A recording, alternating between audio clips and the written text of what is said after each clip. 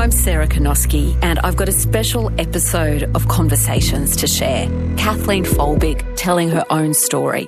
For 2 decades, Kathleen was locked up in prison, wrongly convicted of the deaths of her 4 children, until friendship and science set her free. I'm in prison accused of murdering my children. I didn't physically do it, but carried something that did. Hear my interview with Kathleen Folbig right now on the ABC Listen app. ABC Listen. Podcasts, radio, news, music and more.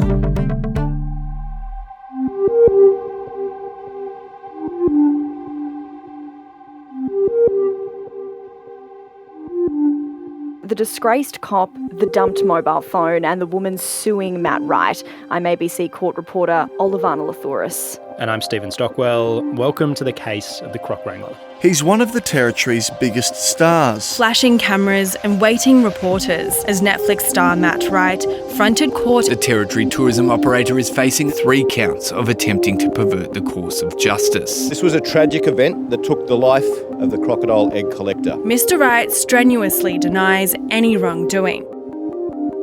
Well, we've taken you inside the trial of Matt Wright. This was just one part of the fallout from the fatal helicopter crash during a croc egg collection mission in 2022.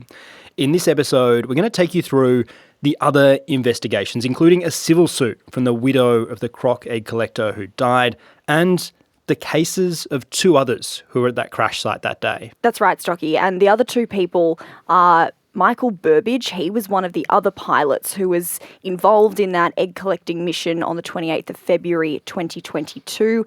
And the other person is Neil Melon, a former senior police officer who was off duty on that day, but who travelled out to the scene of the accident alongside Matt Wright.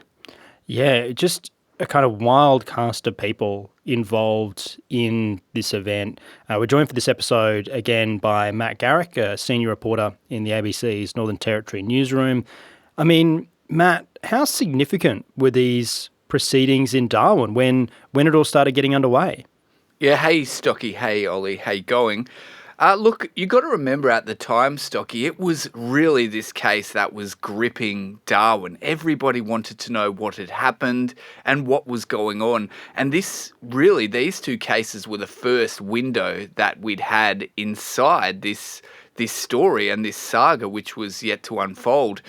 We started to get a bit of an idea of who was who, all the characters that would later come back in such a big way during the Supreme Court trial of Matt Wright, and start to make sense of how they kind of fit in this bigger picture.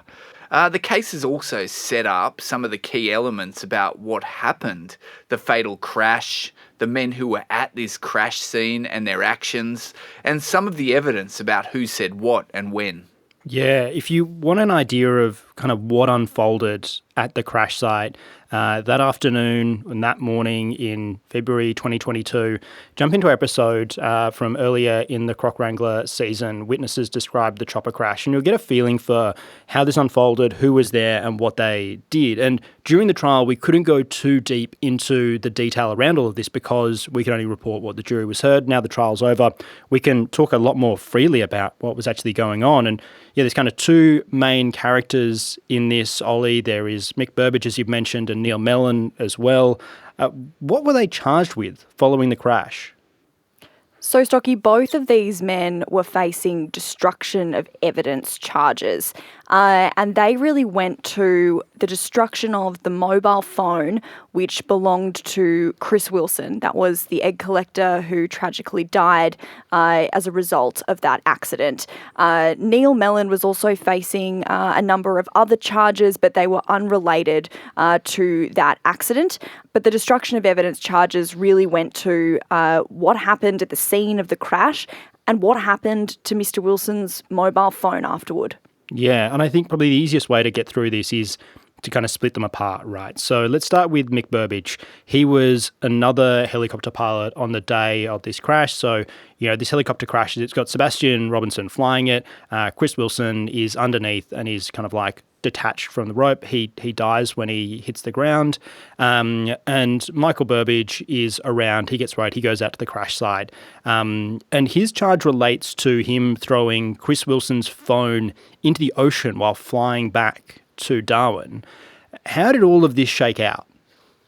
Yeah, so Michael Burbage, who we later learnt during the trial of Matt Wright, was actually the first person to get to the scene of this accident. He was out flying that day with Sebastian Robinson and Chris Wilson.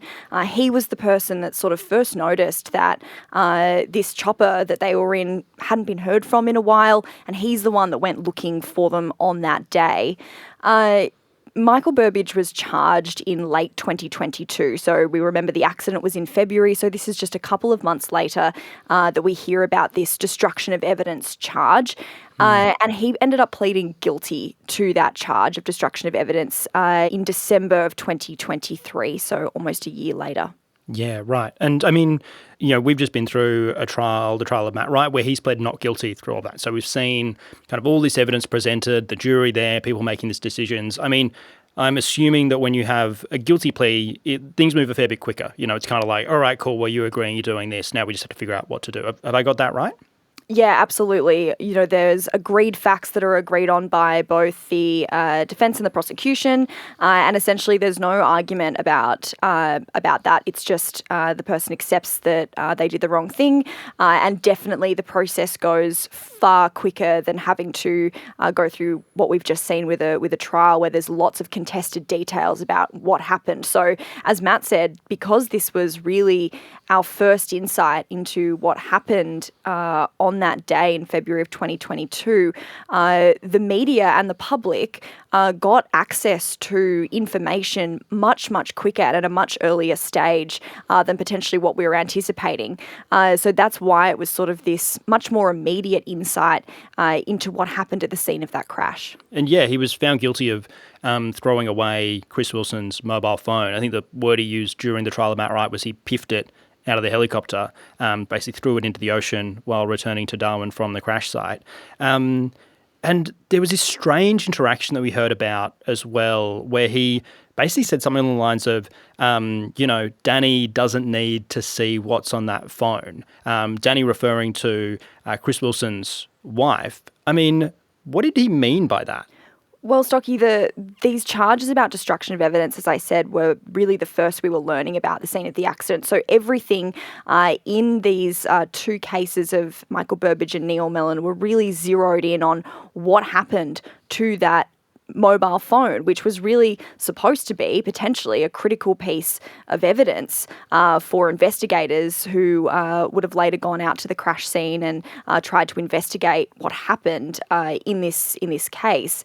And so what we heard through the story of Michael Burbage was that when the men arrived at the scene of the accident, Neil Melon, who was that off-duty police officer, had removed the mobile phone from Chris Wilson and had passed it to Michael Burbage. And it was at that moment when, as you said, Michael Burbage said something along the lines of, Danny doesn't need to know what was on that phone. And we kind of got two varying sort of accounts of what that meant or why he destroyed the phone later on. And from the prosecutor, he sort of said that Burbage knew the phone could have held the answers to why his best friend was deceased. The defence said that Burbage was just trying to protect the reputation of his friend and also of Danielle Wilson. But ultimately, the outcome was that no data was able to be retrieved from that mobile phone.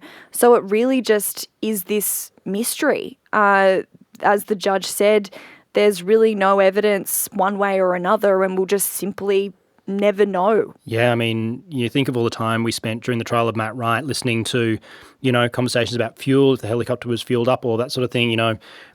We saw photos posted to Facebook, and you kind of wonder if there was anything on that phone that could have been, relevant to this trial. Also, Danielle Wilson, the widow of Chris Wilson, was in court through, the trial of Matt Wright. So, she's had to sit there and listen to a bunch of this stuff as well. She would have heard all this too, which, while you're mourning your husband, can't have been a pleasant thing to have had to kind of, think of and reckon with, regardless of kind of, what the basis of it is. We had Michael Burbage pleading guilty to this case. What penalty was handed down in the end? So ultimately, Michael Burbage got a $15,000 fine for the destruction of that phone. We heard that he threw it into the ocean, essentially, just threw it out of the helicopter on his way back to Darwin. So he was fined $15,000, and the prosecution did actually try to appeal that penalty. They said that it was manifestly inadequate, given the seriousness of the charge, but ultimately the Supreme Court dismissed that appeal. And so a $15,000 fine is where it ended. If I can just add, regarding what was said, the Danny doesn't need to see this, in the Supreme Court trial, when Neil Melon was on the stand, he tried to frame it in a slightly different way. I think he said something along the lines of, it was said in a rather jokey manner, like, ha, Danny doesn't need to see this. The prosecutor, Jason Galachi, SC, quickly dismissed that and said, I didn't ask you how it was framed. But it's obvious that in retrospect, they're really trying to frame this narrative around what happened there. Yeah, interesting. Like all this little context, them probably seeing the impact that, what they've said is having on someone and, potentially trying to change the way that it's perceived, I guess, in those situations. Ollie, something I noticed when I was kind of doing the background research for this, I wasn't there for any of these pre-trial things or any of these other charges and cases. But I noticed when I was reading about Michael Burbage's charge, all of this was happening at about the same time that Matt Wright was heading through the courts as well. What was the crossover here? Well, yeah, absolutely. I mean, we know that there were, various different sort of strands to this story. And, as the media, we were sort of learning one by one all these different people who were slowly being charged with various things to do with what happened in and around this accident. And Matt Wright was one of those people. And there was a huge amount of attention on him because he was the public figure, the famous person at the centre of this. But of course, he ended up fighting the charges, and so it took much longer for any information to sort of leak out from that case. And so, as Matt said, because we had two other people who are now charged with something to do with what happened at the scene of that accident, there was really like a media frenzy around it because people were just desperate to get their hands on some sort of information or insight about what happened at the scene of this remote accident. And there was plenty of interstate media who flew up for these two cases of Michael Burbage and Neil Melon, really these two figures who up until this point were sort of these anonymous characters in this story, but who suddenly became the focus of all of this attention because of their connection to this story and also the mystery about this mobile phone. I can remember on the day of the sentencing of Michael Burbage, Matt Wright suddenly showed up at court and was sitting there as his friend and colleague was getting the sentence handed down. And the media was all taken completely by surprise. But of course, here's this well-known central character suddenly appearing by surprise, and the media was, of course, ready for it. Yeah, I mean, the cast of people who we've seen through the trial of Matt Wright who attended the crash site on the day in 2022 was really surprising. We had, one of the Northern Territory's richest men, Mick Burns, crocodile farmer, who, kind of commissioned, was the guy who'd asked these guys to go out and collect crocodile eggs on this day. And then also attending the crash site as well, we have an off-duty policeman, Neil Melon. He was, a reasonably high-ranking police officer at this time. He wasn't working on that day, but he's gotten wind of the crash. He's gone out to see Matt Wright, see how things are, and then he ends up in the helicopter and at the site as this is going on, kind of seeing himself as this sort of coordinator of the search and rescue operation. And following that, he paints himself, when we heard his evidence during the trial of Matt Wright, painting himself as, this coordinator, this person helping make sure everything's working well and being done in the right way. But following that, Ollie, he's charged with like a bit of a laundry list of offences. Can you take me through what he was faced with? Yeah, absolutely. So he was, again, also charged with destruction of evidence. That was to do with the mobile phone. And then there was a bunch of other charges, which we later learnt were entirely unrelated to the accident. So there was obtaining benefit by deception, and then there were 6 counts of disclosing confidential information. And it really wasn't until the sentencing of Neil Melon that we learnt what those other charges were in relation to. We learnt that he had been leaking sensitive information related to various investigations. There was mention of people involved in domestic violence matters, that he'd been leaking that information to friends and colleagues, and he obviously had access to this information because of his high ranking in the Northern Territory Police Force, and certainly the courts viewed that as an extremely serious offence. Yeah, I mean, that is incredibly serious stuff that he's doing there. And I think there was a moment during the trial where he was talking about how he heard about the crash. I think he was talking to his wife, who was also a police officer. And it just sounded like he was talking so casually about obtaining this information. And I did wonder, if he understood like the kind of the processes that he should have been following or were supposed to be followed through something like that. And so, yeah, kind of wild to hear the other charges that he was faced with through all of that. I mean, as well as Mick Burbage, he pled guilty to the charges he was facing. What did his hearing look like? How did all of that shake out? So again, because he pleaded guilty to this charge, there wasn't a great deal of argument about what happened. The facts were just accepted. But of course, there was argument from the prosecution and the defence about what penalty he should face and the serious level of seriousness about these charges. In relation to the mobile phone, Melon's defence lawyer argued that he believed that there was something on this mobile phone belonging to Chris Wilson that might have been upsetting or damaging to Mr. Wilson's widow, and that was why he'd given the phone to Burbage, who later threw it away. So again, trying to frame this as these two men sort of protecting their friend and protecting the widow as opposed to trying to do something nefarious. And also the defence argued that Melon did try to sort of relocate the phone a number of months later, only to find that Michael Burbage had thrown it into the ocean. But of course, the prosecution, on the other hand, argued that, because of Melon's seniority in the police force and his, experience with search and rescue missions and dealing with crime scenes, that he really ought to have known better. And he ought to have known that something like a mobile phone of a person who has died and who is at the scene of a crime would very likely be a critical piece of evidence that police would be looking to get their hands on. And so the idea that you just pass it to a friend and forget about it and don't worry about what happens to it, they said, well, that's really not good enough. And in the end, the judge in the Darwin local court said that the actions of Neil Melon weren't the actions of someone acting in a moment of distress at the death of his friend, but they were actions of someone being less than honest, were the words that the judge used. And we saw Michael Burbage with a $15,000 fine for pleading guilty. Penalty for Neil Melon, a fair bit harsher than that, given what he'd been doing or convicted of. Certainly, he ended up being sentenced to 8 months in prison, suspended after 3 months.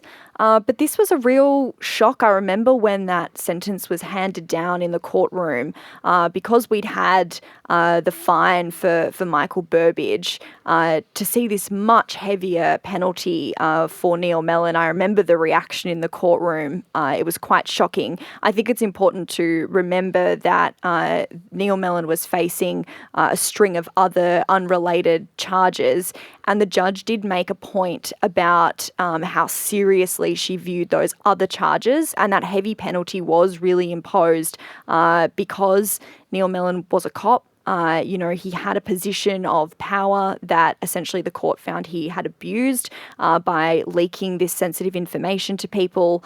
So the courts really did look at his conduct as being much more serious because of his position. And of course, it wasn't just that single charge. He was facing quite a number of other charges alongside that destruction of evidence.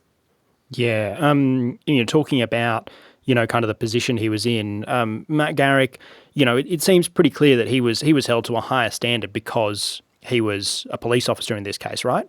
Absolutely, Stocky. And as you said earlier, that there was some argument that he didn't completely know what he was doing. Well, the prosecutor at the time said he knew this was a blatant breach of his rules of conduct as a police officer, as a very senior police officer. And the judge in sentencing said, he'd abused his rank and position and let the power of being a senior police officer go to his head. Neil Mellon's no longer in the police force, and the Supreme Court heard in his evidence during the Matt Wright trial that he's now in the industry of leak detection. Not sure if there's an element of irony in that. Yeah, I don't know if you've ever seen the show White House Plumbers, but they don't do a lot of plumbing. And when I did hear Neil Mellon say that, my mind went straight there. I, in fact, turned to the head of audio studios, Eric George, who you hear mentioned at the end of this podcast sometime, and said to him, I think this guy might have a job like in the White House Plumbers. So if you're not familiar with that, maybe just briefly check out that show and you'll get a feeling for potentially the sort of work that Neil Mellon is doing in this space. He was a very decorated police officer too. Like, this was someone who had received awards for his time in the police force. He was, in a very high ranking within the NT police force. So quite the fall from grace. Also, during his court proceedings, and I think I mentioned this in a past episode, he was supported by some very high-profile figures. Joining him in the courtroom on some of his hearings was a former Northern Territory senator, a former front bench minister of the Tony Abbott federal government, Nigel Scullion. Nigel Scullion was there by his side on many of those hearings. So obviously there was a feeling that, we'll support our mate through this, who has been a long-serving and decorated police officer. Matt Garrick, Justice Blow, who's presided over the trial of Matt Wright, was also supposed to be looking into the Northern Territory Police. I mean, any relation to the Neil Mellon charges and that job that he's been brought onto? Yeah, it's a good question, Stocky, but short answer is no. Essentially, the inquiry that Justice Blow was brought on for related to the former Police Commissioner Michael Murphy and senior appointments that were made under his tenure. I think there was no crossover between Melon leaving the force and Michael Murphy becoming commissioner and making those appointments. So there probably wouldn't have been any crossover for Justice Blow between the Matt Wright trial and the inquiry. Great. No, great context. So thank you, Matt Garrick. That's what we've got you here for. So so easily able to pull questions without notice out of your deep knowledge of Northern Territory governance and procedures. Ollie, as well as these two cases that we've heard, so Neil Mellon and Mick Burbage, the widow of Chris Wilson, Danielle Wilson, has also taken action against Hellybrook. This is the company that Matt Wright runs. She's basically, have I got this right, trying to sue Matt Wright for the death of her husband? Exactly, Stocky. Yeah, she is taking Matt Wright as the director of Hellybrook to court, suing for damages for the death of her husband and the father of her two young children. She's also suing CASA, the Civil Aviation Safety Authority, essentially arguing that her husband should never have even been in the air because CASA should never have approved the activities that they were conducting on that day, that human slinging that they were conducting, doing that egg collecting back in February of 2022. And there's already been quite a bit of drama involved in this proceeding. CASA applied to be dropped from the proceedings, basically saying, we did our best and, we shouldn't be held responsible for this accident. It should really be the responsibility of Hellybrook. But they failed in that bid to be dropped. And so, Danielle Wilson's still very much pursuing Matt Wright and CASA for this accident. How's that going at the moment? I mean, I kind of broadly across criminal proceedings, how long they take, how that work, civil proceedings, whole other bag. I mean, where's this up to? So this is in the Federal Court of Australia, and as I said, there have already been a number of interlocutory proceedings, various infighting. Matt Wright himself has filed a cross-claim seeking indemnity from his insurer. So it really is a little bit of a mess, and like all court cases, criminal and civil, they can take a really long time. So we're expecting that case to be back in court a little later this year in October, but unlikely that we're going to be seeing any result from it anytime soon. And I mean, the thing I think about a lot with this case, I mean, with the accident more than the trial or any of the proceedings around it, is that, you know, Chris Wilson was Matt Wright's best mate in this situation. You know, Matt Wright, the star of these TV shows, Chris Wilson on those shows with him, they'd worked together for years and years. I can only imagine that Danielle Wilson would have been close to Matt Wright. I'm sure they would be hanging out with Matt Wright's wife and family, Kai Wright, the kids as well. So there's this whole relationship that would be there as well. Matt, Garrick, what is that relationship like now? Well, Stocky, as you say, they were very close. You can tell it just by looking, as you say, at those old episodes of Wild Croc Territory. There's this real rapport between those two men, and their families, of course, were close too.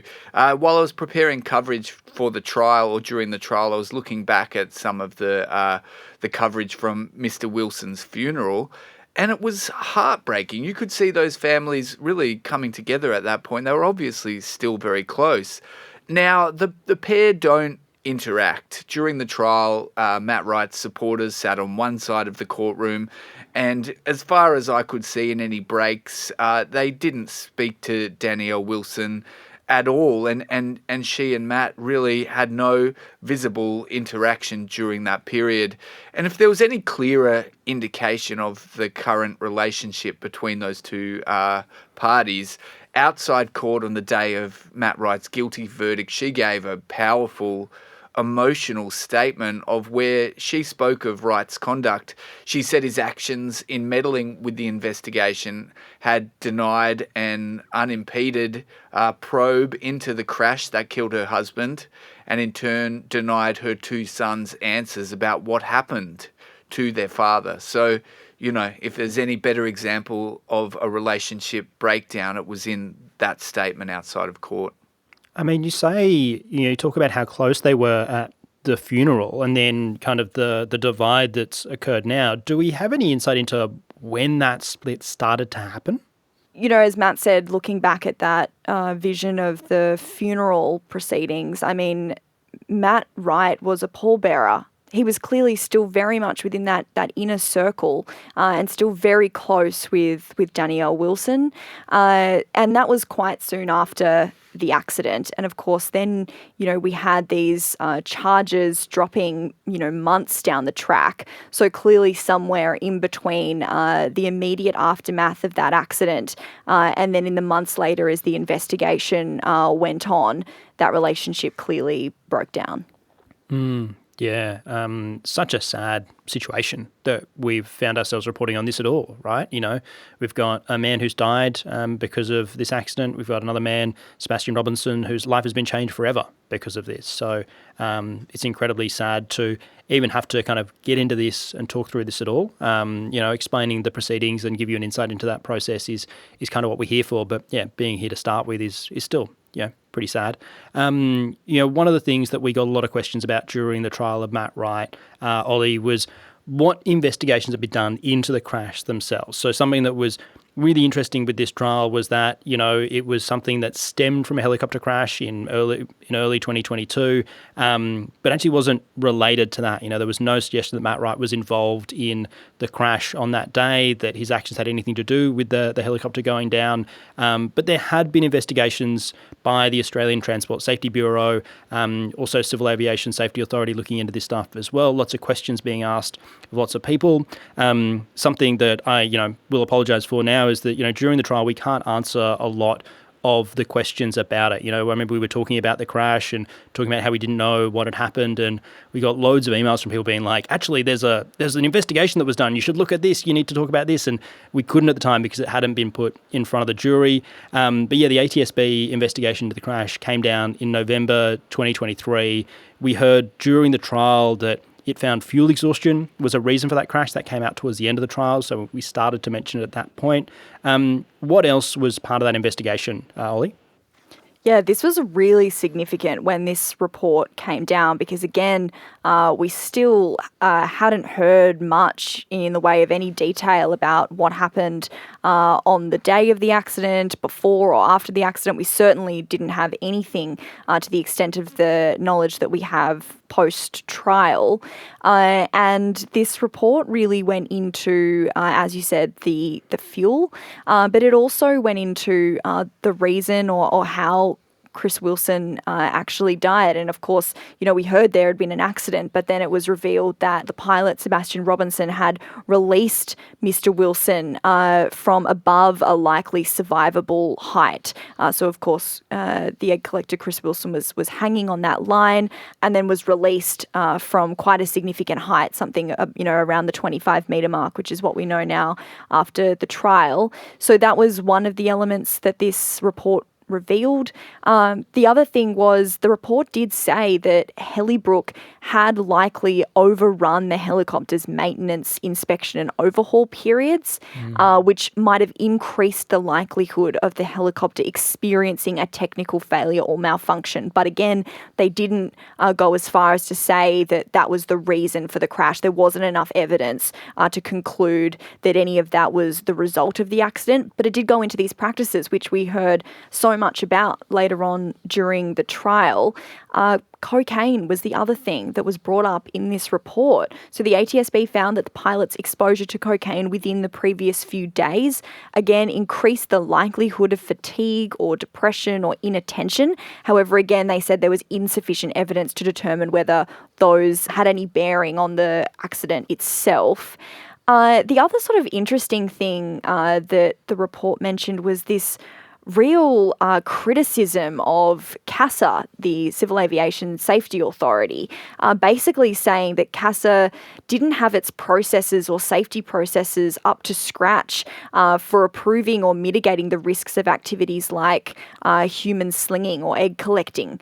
So it was interesting to see that tension between these two safety authorities, the ATSB saying to CASA, your processes and your approval processes weren't up to scratch. Yeah, I guess that's potentially part of the reason that Danielle Wilson's included them in that suit that she's brought as well.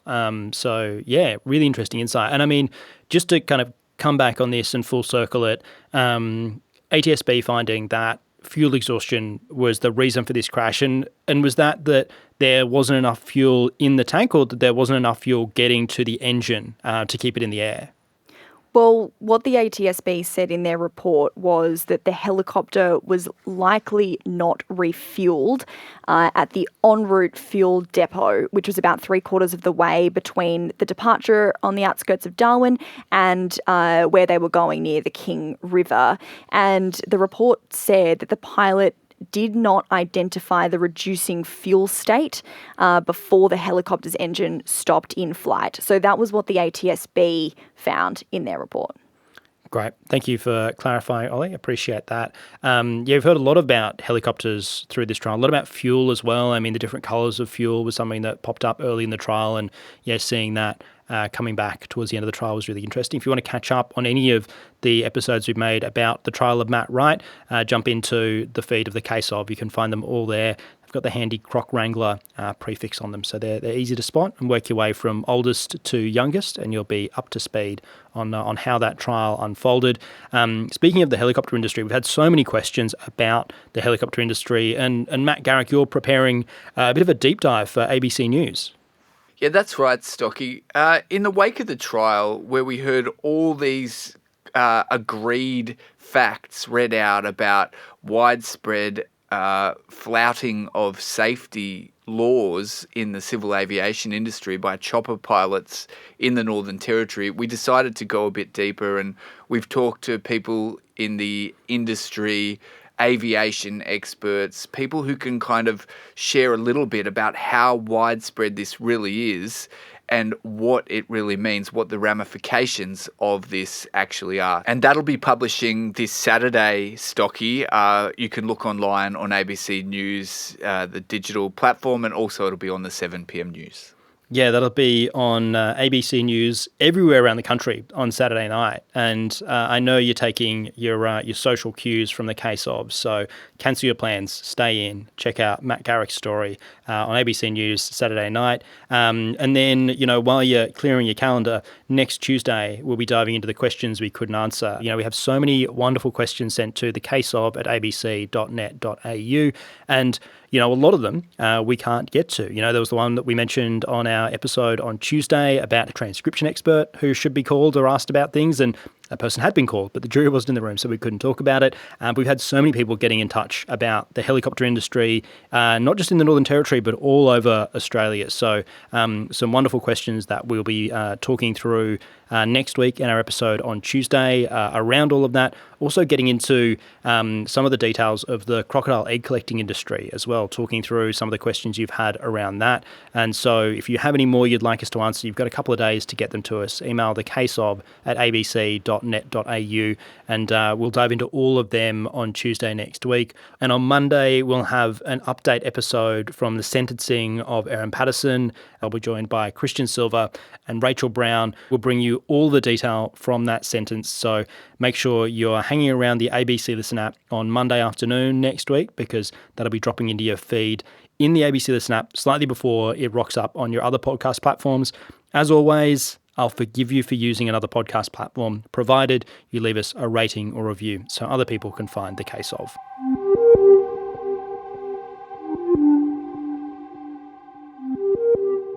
The Case of the Croc Wrangler is produced by ABC Audio Studios and ABC News. It's presented by me, Olivana Lathouris, Matt Garrick and Stephen Stockwell. Our executive producer is Claire Rawlinson, and a big thank you to senior lawyer Jasmine Sims, our legal queen, for her legal advice for every episode. Also to the Northern Territory newsroom and audio studios manager Eric George. This episode was produced on the land of the Larrakia and Wurundjeri people.